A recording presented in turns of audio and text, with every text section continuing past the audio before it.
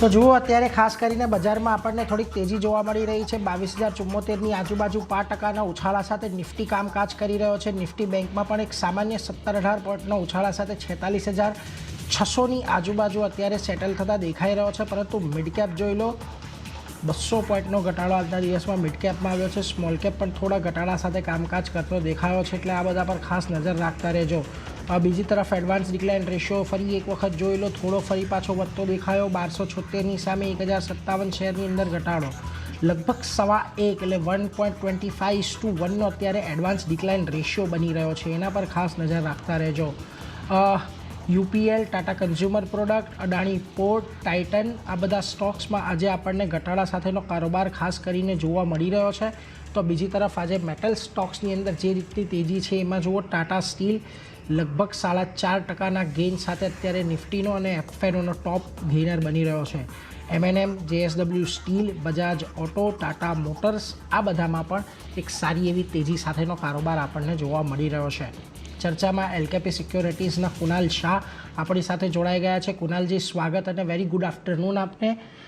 બજારની અંદર અત્યારે જે રીતનો કારોબાર જોવા મળી રહ્યો છે, જુઓ એક વસ્તુ આની અંદર એક નોંધવા જેવી એ છે કુનાલજી કે નિફ્ટીની અંદર છેલ્લા 3 દિવસથી સપોર્ટ તો 21,900ની આજુબાજુનો લઈ રહ્યો છે, પરંતુ જ્યારે નિફ્ટી ટોપ બનાવે છે તો આગલા દિવસનો જે દિવસનો ઉચ્ચતમ સ્તર છે એનાથી નીચો ટોપ બનાવી રહ્યું છે. અને આજે લગભગ સતત ચોથો દિવસ 50 દિવસની મૂવિંગ એવરેજનો સપોર્ટ આજના દિવસમાં પણ ઇન્ટેક્ટ છે. કઈ રીતે હવે અહીંયાથી નિફ્ટીને અપ્રોચ કરવું જોઈએ, અને ખાસ કરીને બેંક નિફ્ટીમાં પણ થોડોક મ્યુટેડ કારોબાર આજના દિવસ દરમિયાન રહ્યો છે, ત્યાં પણ અત્યારે શું વ્યૂ રાખી રહ્યા છો? Good afternoon Nilesh. I think જે હિસાબથી માર્કેટ્સ લાસ્ટ 3 દિવસથી એક સાઇડવેઝ ટ્રેન્ડમાં ચાલે છે. આપણે એક બ્રેકડાઉન જોયેલું નિફ્ટીમાં ટેકનિકલ ચાર્ટ પર રાઇઝિંગ ટ્રેન્ડ લાઇનનું, એના પછી ફોલોઅપ સેલિંગ આપણને દેખાઈ નથી. સો 3 દિવસ આપણે ઇનસાઇડ બાર બનાવી છે ટેકનિકલ્સ પર 21,915, જેનું 50 એક્સપોનેન્શિયલ મૂવિંગ એવરેજ છે, ત્યાં જ સપોર્ટ લે છે અને ત્યાંથી બાઉન્સ આપે છે. સો નિફ્ટી 21,900 અને 22,200 આ એક રેન્જ છે જેના અંદર સ્ટક છે. તો આ 300 પોઈન્ટના રેન્જમાં જ નેક્સ્ટ 1 થી 2 દિવસ માટે ટ્રેડ કરશે.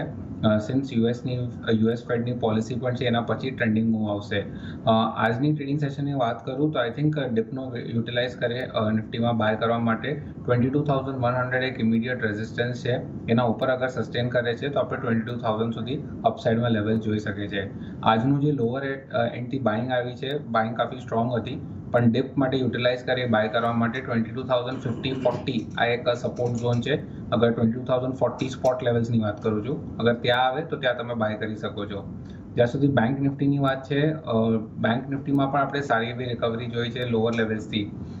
બેંક નિફ્ટીમાં જે સપોર્ટ છે એ છે 46,500-400ના ઝોનમાં. સો અગર ત્યાં તમને મળે છે તો એક આઈડિયલ લોંગ પોઝિશન્સ બનાવવા માટે એક ઓપોર્ચ્યુનિટી મળી જશે.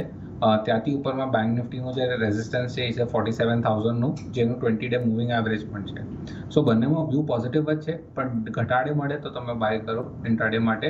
ઉપરમાં બેંક નિફ્ટી 46,700 સુધી અને નિફ્ટી જ્યાં સુધી વાત છે, અગર 22,100 ક્રોસ કરે છે તો 22,200ના લેવલ્સ બતાવી શકે છે.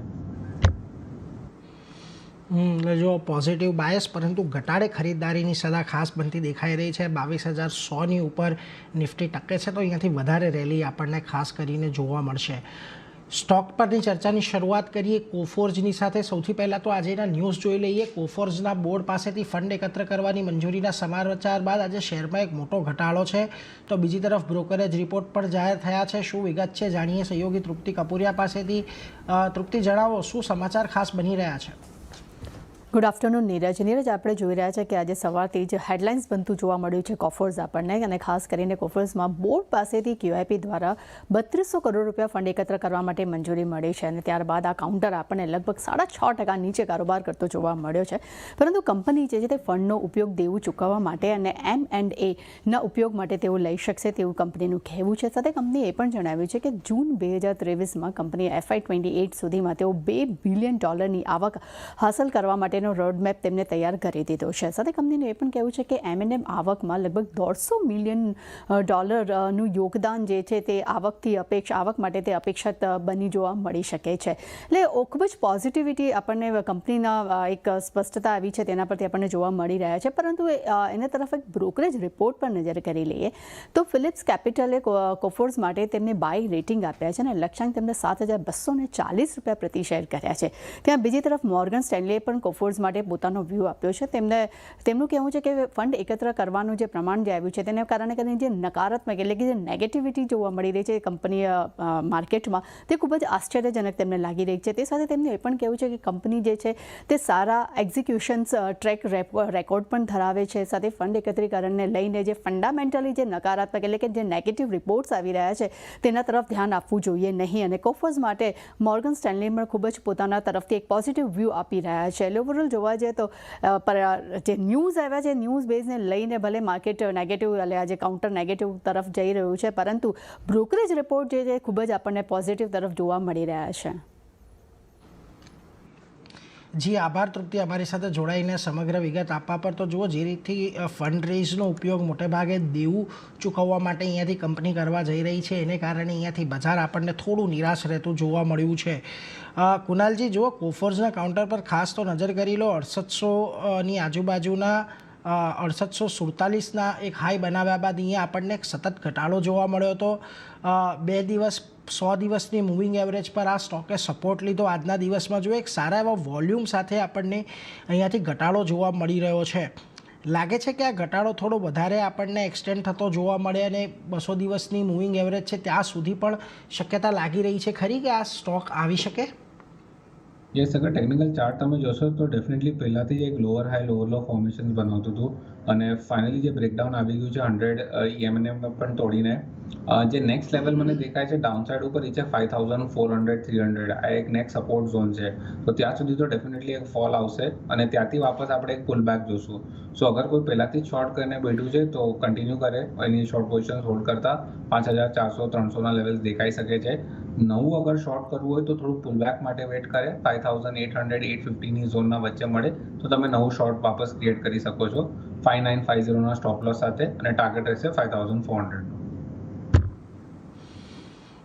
એટલે જો અહીંયાથી થોડુંક ઉપર આવે તો તમે શોર્ટ કરીને ચાલો 5900નો સ્ટોપ લોસ રાખો. ખાસ કરીને નીચે 5400ના ટાર્ગેટ તમને આવતા દેખાઈ શકે છે. થોડીક વધારે અહીંયાથી નરમાશ આવવાની શક્યતા ખાસ તો કોફોર્સની અંદર બની રહી છે. પરંતુ એ સાથે જ અત્યારે સમય થઈ રહ્યો છે એક નાનકડા વિરામ બાદ પાછા આવ્યા અને કુનાલજી પાસેથી એમની આજની ઓપ્શનની રણનીતિ જાણીશું અને પરંતુ હાલ રોકાઈએ એક નાનકડા વિરામ માટે.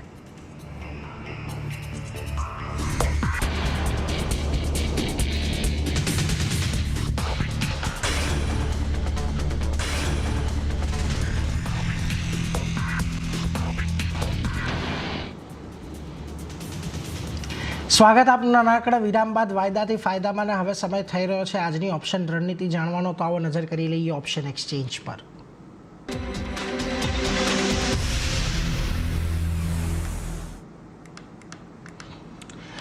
અને જો અત્યારે આપણી સાથે કુનાલ શાહ જોડાયેલા છે. કુનાલજી, હવે આજે જે રીતે આપણે ઇન્ડેક્સ પરની રણનીતિ આપી તો પછી ઇન્ડેક્સ સ્પેસિફિક જ ઓપ્શન રણનીતિ પર નજર રાખીશું કે કોઈ સ્ટોક પર નજર પડી રહી છે આજના દિવસે?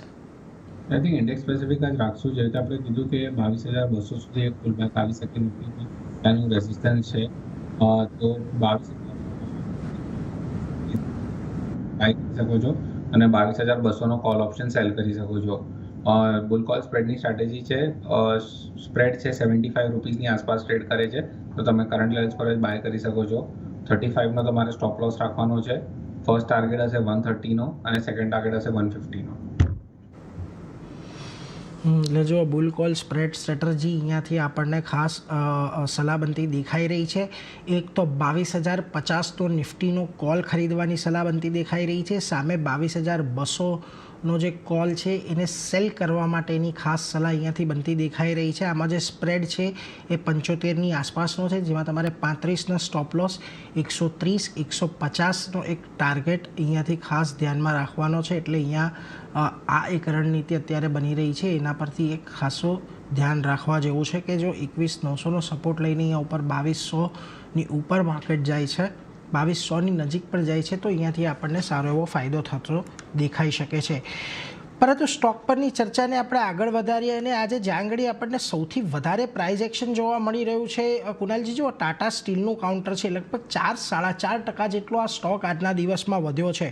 નો ડાઉટ અહીંયા જે ઓઆઈ છે એનું એડિશન એટલું સિગ્નિફિકન્ટ લેવલનું નથી, પરંતુ ખાસ જે વાત એ સપોર્ટ આપી રહી છે એ છે કેશ માર્કેટની અંદર આજે ટ્રમેન્ડસ વોલ્યુમ્સ આપણને આની અંદર જોવા મળી રહ્યા છે અને લગભગ આ છેલ્લા એકાદ વર્ષના સૌથી વધારે વોલ્યુમ આપણને કેશ માર્કેટમાં ટાટા સ્ટીલના દેખાઈ રહ્યા છે. ખૂબ સારો ચાર્ટમાં પણ એક સારી એવી બુલિશ કેન્ડલ આજના દિવસે આપણને અહીંયાથી ફોર્મ થતી દેખાઈ રહી છે. 20 દિવસની મૂવિંગ એવરેજની ઉપર આ સ્ટોક છે. કઈ રીતે ટાટા સ્ટીલમાં અત્યારે તમે ખાસ ધ્યાન રાખી રહ્યા છો? શું અહીંયાથી આ લેવલે થોડી ખરીદી કરવી જોઈએ? યસ, ડેફિનેટલી અગર તમે જોશો આજે મેટલ સેક્ટર જ છે જ્યાં બાઇંગ મોમેન્ટમ છે. ચાઇનાના પોઝિટિવ ડેટા પછી પૂરું મેટલ સેક્ટરમાં તમને પોઝિટિવિટી દેખાય છે. સો આઈ થિંક આ નેક્સ્ટ 2-3 દિવસ માટે હજી પણ કન્ટિન્યુ જ રહેશે. ટાટા સ્ટીલની જ્યાં સુધી વાત કરું તો યસ, એને એનું 20 DMA પણ સરપાસ કરી દીધું વોલ્યુમ સાથે. સો કરંટ લેવલ્સથી પણ તમે બાય કરશો તો તમને રિસ્ક ટુ રિવોર્ડ ફેવરેબલ છે. 148ની આસપાસ ચાલે છે સ્ટોક, તો તમે કરંટ લેવલ્સથી યા 147 આ એક રેન્જ પકડીને ચાલો, એમાં તમે લોંગ ઇનિશિએટ કરી શકો છો. 152નો ફર્સ્ટ ટાર્ગેટ રાખવાનો છે જેનો પેલો રેઝિસ્ટન્સ છે, અને સેકન્ડ ટાર્ગેટ અગર 152ની ઉપર નીકળે છે તો 156 નેક્સ્ટ લેવલ છે. જે તમારે સ્ટોપ લોસ ડાઉનસાઇડ ઉપર રાખવાનું છે એ છે 144. એટલે જો 148-147ના રેન્જમાં ખરીદી કરો, 144નો સ્ટોપ લોસ રાખો. ઉપર પહેલો ટાર્ગેટ 152 અને બીજો ટાર્ગેટ 156 અહીંયા તમને આવતો જોવા મળી શકે છે. BHELના કાઉન્ટર પર પણ કુનાલ થોડી નજર કરો. જો આજના દિવસમાં અહીંયા આપણને સારું એવું શોર્ટ કવરિંગ થોડુંક આવતું જોવા મળી રહ્યું છે. સ્ટોકની અંદર ઉછાળો છે. જો કે કેશ સાઇડ પર એટલા વોલ્યુમનો સપોર્ટ નથી, પરંતુ ખાસ વાત એ કે જે 50 દિવસની મૂવિંગ એવરેજ આ સ્ટોકે શુક્રવારના રોજ તોડી હતી, એને ફરી આજે રિક્લેમ કરવાનો અહીંયાથી પ્રયાસ કરી રહ્યો છે આ સ્ટોક. અને આમ તો જોવા જઈએ તો ખાસી એવી રેલી અત્યારે આ સ્ટોકની અંદર નીચલા સ્તરેથી આવી ગઈ છે, પરંતુ શોર્ટ ટર્મ ટ્રેડિંગ માટે અત્યારે આ ઉછાળાને પ્લે કરવો જોઈએ કે થોડીક રાહ જોઈ લઈએ? આઈ થિંક તમે અગર લોંગ ટર્મ ચાર્ટ જોશો તો હજી પણ બુલિશ જ છે. શોર્ટ ટર્મ ચાર્ટમાં ડેફિનેટલી સ્ટોકે સેલિંગ પ્રેશર જોયું છે હાયર લેવલ્સથી. સ્ટોક હજી પણ એના 20 DMAના નીચે ટ્રેડ કરે છે. સો એક એક્સપેક્ટ કરું છું કે અગર નીચેમાં સ્ટોક 219નો લેવલ સસ્ટેન કરે છે તો એક પુલ બેક રેલી આપણે જોઈ શકીએ 20 ડે મૂવિંગ એવરેજ જેનું છે 236ની આસપાસ. સો 236 સુધી મને બુલિશ લાગે છે. 219નો સ્ટોપ લોસ રાખવાનો છે અને 236નો ટાર્ગેટ અપસાઇડ માટે. એટલે જો થોડીક એક શોર્ટ ટર્મ માટે આવી રીતે તમે ખરીદારી કરીને ચાલી શકો છો. 219ના સ્ટોપ લોસ રાખો. ઉપરમાં 236 કે જે 20 દિવસની મૂવિંગ એવરેજનો પણ બની રહી છે ત્યાં સુધી આવવાની એક આશા અહીંયા બનતી દેખાઈ રહી છે. એટલે BHELમાં પણ તમે ખરીદી કરીને ચાલી શકો છો. પરંતુ એ સાથે જ અત્યારે ફરી સમય થઈ રહ્યો છે એક નાનકડો વિરામ લેવાનો. વિરામ બાદ પાછા આવીએ કુનાલજી પાસેથી એમના આજના FNOના ટ્રેડિંગની રણનીતિ પણ જાણીશું, કયા સ્ટોકમાં તેઓ ટ્રેડ કરવાની સલાહ આપી રહ્યા છે, અને અન્ય સ્ટોક પર પણ ચર્ચા કરીશું. પરંતુ હાલ રોકાઈએ એક નાનકડા વિરામ માટે.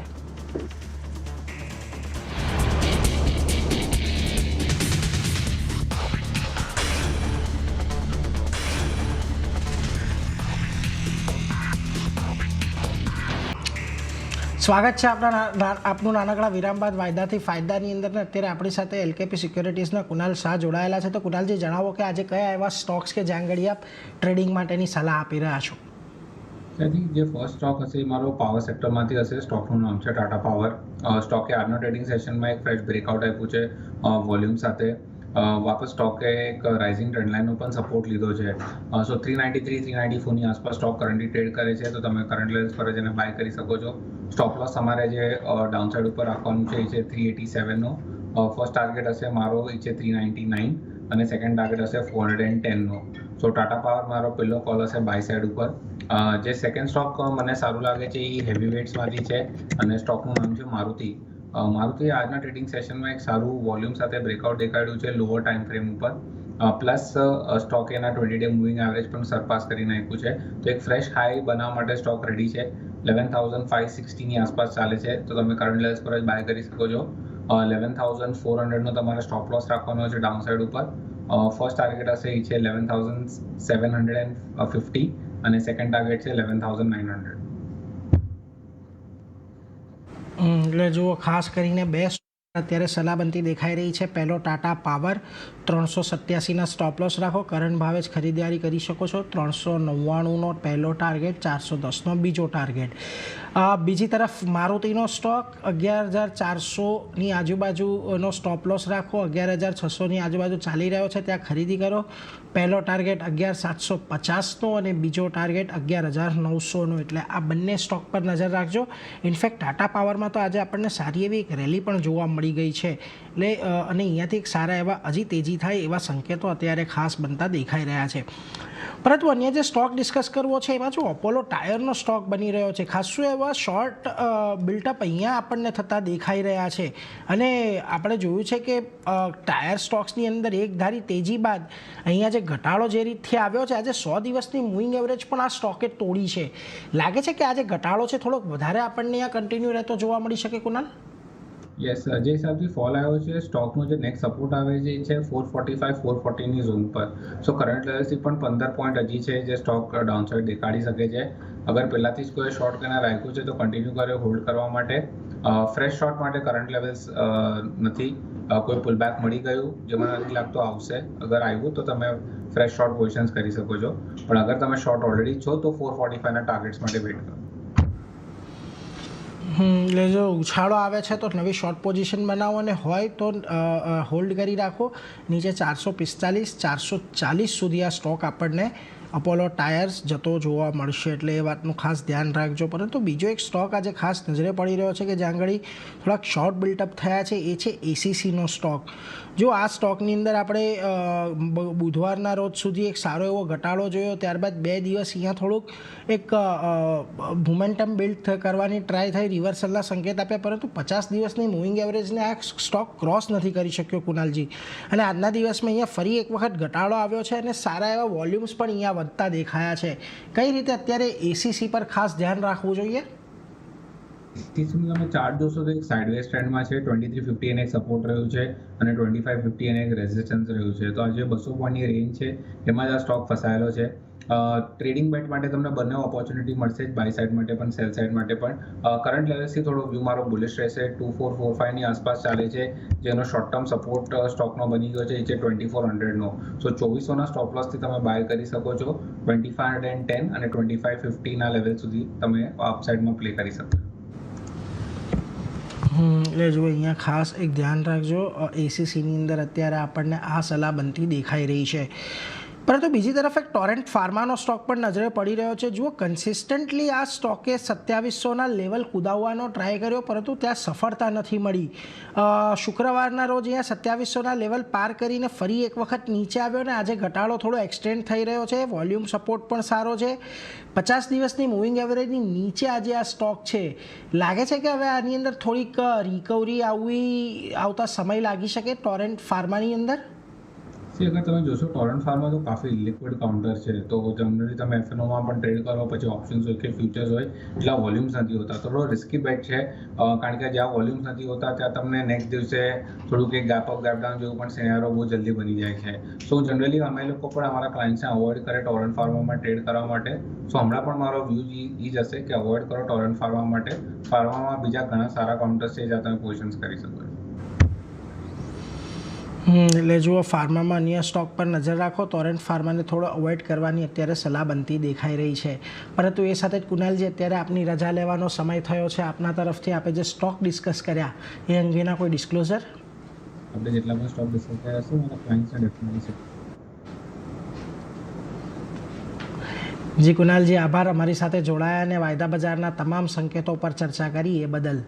તો જુઓ, આજના દિવસમાં અત્યારે હવે બજારની અંદર આપણને થોડો સંભાળતું જોવા મળી રહ્યું છે. ખાસ કરીને 22,100ને અત્યારે નિફ્ટી પાર કરવામાં સફળ રહ્યું છે.